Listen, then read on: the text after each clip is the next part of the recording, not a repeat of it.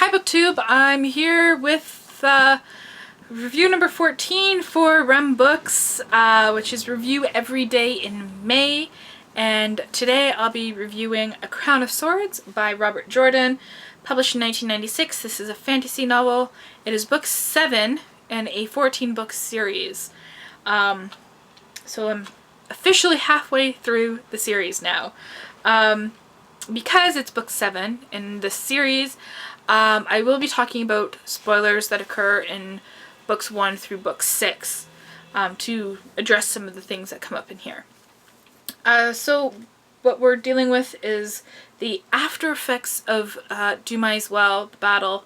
So in book 6, Rand was captured by the White Tower Aes Sedai, kept in a box and tortured, and he was eventually rescued by the rebel Aes Sedai in conjunction with the Aiel and his Asha'man, which are the men that can channel that he's gathered and started training.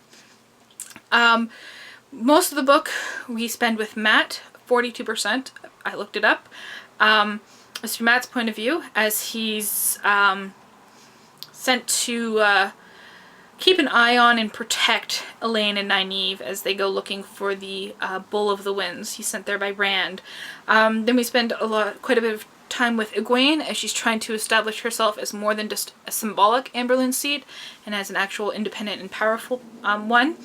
And we spend time with Rand, but through the eyes of Min. Okay, so what I find happens in the Wheel of Time series is that you'll get one book that is very much action-packed, and then the next book is more kind of the after effects of that and the kind of regathering of resources and recuperating from before in order to deal with the next battle, the next action that's going to be coming up. So book 7 is obviously, as I said before, an after fact, regathering resources, you know, dealing with people and getting things together.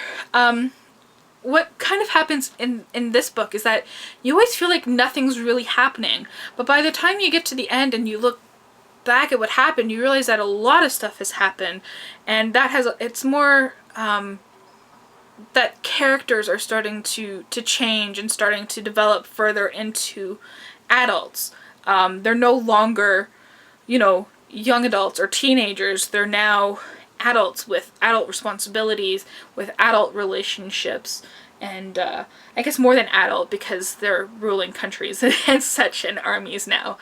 So it's kind of like that other level, but as an adult instead of as, you know, a YA person, right?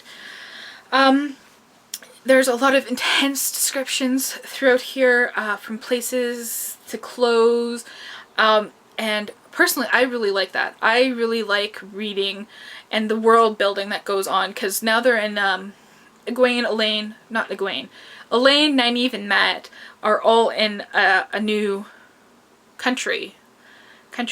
city. They're in Abudar, and there's different ways that they have to dress and think about, you know, how they're going to present themselves, and then the culture that they're in. You know, you get the descriptions of that and the descriptions of the city and all that kind of really cool stuff. And what I really also like is that the series feels realistic. It's not just, you know, grand adventure after grand adventure, and I think in this book they're looking for the Bull of the Winds. That's like the primary thing that's happening. I think if that was in any other book, that would only take a chapter instead of a whole book looking for this thing. So it feels more realistic because things don't happen fast, you know. You have to deal with, you know, succession issues. You can't just say, oh, I'm king now, and expect everyone to fall in line. You know, things happen. People are going to plot against you. And people are going to be upset with how you're doing things, right?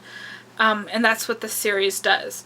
And, you know, they have a lot of room to do it. They're about 600 to 900 pages each, if you don't know. What I really do like is that some of the chapters concentrate on one one character, but from a certain character's perspective. So we get a lot of Rand in this book, but it's all through Min's perspective, which kind of puts this kind of almost rosy glasses on of Rand. And he's very able to distinguish. Like, you don't get told at the beginning of each chapter whose perspective you're from. You kind of have to guess. So you just have the title of the chapter, and then you have to kind of guess, play games as to whose perspective you're reading from. Yeah, I really like that we get to spend more time with Mat. He's really quite funny and fun to follow, and some stuff happens to him that I will talk about at the end of the video because there's spoilers that I really want to address. My only problem is the character of Min, who started out as this awesome character. You know, she was like, ew, dresses? Like, I want to wear, like, men's clothes and keep my hair short and fight and do all these things that, you know, normal women in this world won't do. And now that she's in love with Rand, it's all like, oh, Rand, and now I'm still gonna wear pants and a jacket, but now it's gonna be pretty, and I'm gonna have curls, and oh, I will do anything for you, Rand, oh, and it's like, oh, get over yourself, please. Yeah, but all the other characters are awesome and fun to follow. And it's actually very quick to read, despite the fact that it's so huge. And you're really able to distinguish, as I said before, the different point of views, because his writing changes and his tone changes. I read some reviews where people say that it's incredibly sexist, but do you realize that you're reading from Mat's point of view? And Mat is an incredibly sexist character. So yeah, we're gonna get comments on women's bosoms because that's the person that he is. And Robert Jordan doesn't shy away from that. He doesn't shy away of depicting these kind of flaws in his characters. It makes them feel more realistic, you know? And I think he's able to really build tension really well.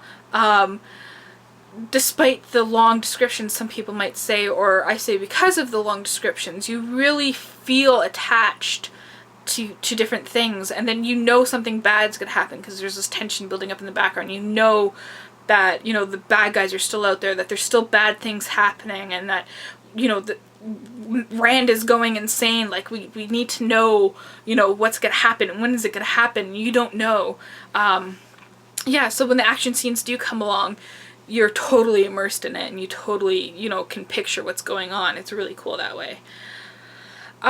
So now I'm going to set the book down because it's getting heavy. I'm going to talk about what happens in this book, and if you've read it, please stick around, because I really want to talk about what happened with someone someone else who has read this. Anybody, please read these books. They're not that long. There's not that many of them, right? Only read up to book 7. That's all you have to do, because that's all I've done. Anyways, okay, enough. All the people who don't want spoilers have left, right? Rape. Yeah, that's what I want to talk about. A lot of rape happens in this book. Some of them are more subtle. Morghese is raped by Valda. That happens, I guess we'd say, off-screen. It doesn't happen within the text, but there are implications and hints there that that is what's happening to her. So she seeks refuge with the White Cloaks, and they eventually kill the leader, and Valda takes his place, and he's a nasty, nasty character. Moghedien gets raped by a I can't remember what they're called now, a half-man, I think is what he is. He gets raped by him and tortured by him. That's not explicitly stated, it doesn't happen, but it is implied again. And there is one that is explicitly happens within the context, within, like, you read about it. And that is the rape of Mat Coffin by the Queen of Abu Dar.